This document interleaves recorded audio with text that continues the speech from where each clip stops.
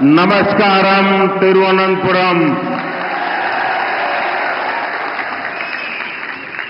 भगवान पद्मनाभ स्वामी की इस पावन भूमि पर आना मेरा बहुत बड़ा सौभाग्य है।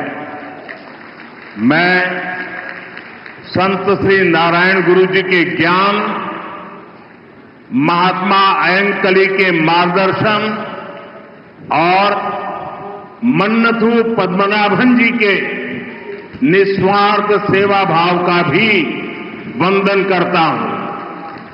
आज वसंत पंचमी सरस्वती पूजा का पावन पर्व भी है।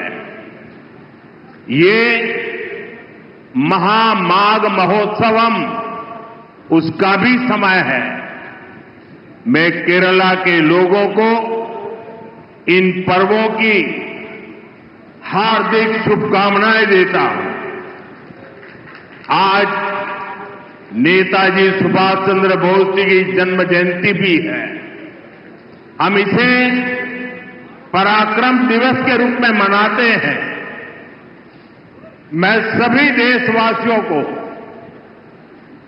पराक्रम दिवस की बहुत बहुत बधाई देता हूं।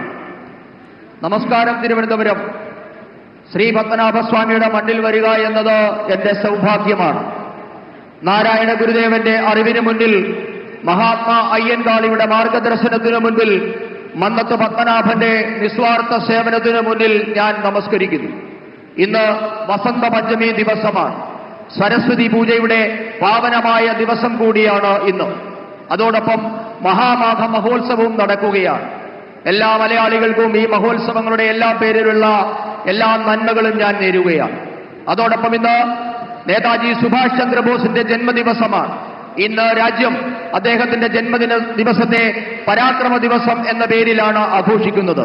രാജ്യത്തെ എല്ലാവർക്കും നേതാജിയുടെ ജന്മദിനമായ പരാക്രമ ദിവസത്തിന്റെ ആശംസകളും ഞാൻ നേരുകയാണ്. मुझे लगता है कोई इफेक्ट आ रही है। जो माइक वाले हैं जरा उसको ठीक करें। മൈക്ക് ये संगीत पार्टी में तो इको इफेक्ट चाहिए, यहां क्या जरूरत है? समझाइए इनको। പറയുന്ന പരിഭാഷപ്പെടുത്തുന്നത് വളരെ ഇഫക്റ്റീവ് ആയിട്ട് കേൾക്കുന്നില്ല, നല്ല രീതിയിൽ കേൾക്കുന്നില്ല. മൈക്ക് ഒന്ന് അഡ്ജസ്റ്റ് ചെയ്യാനാണ്. എക്കോ കുറച്ചാൽ മതി. എക്കോ. मैं मेरा भाषण शुरू करने से पहले आज मेरे लिए बहुत भावुक पल है।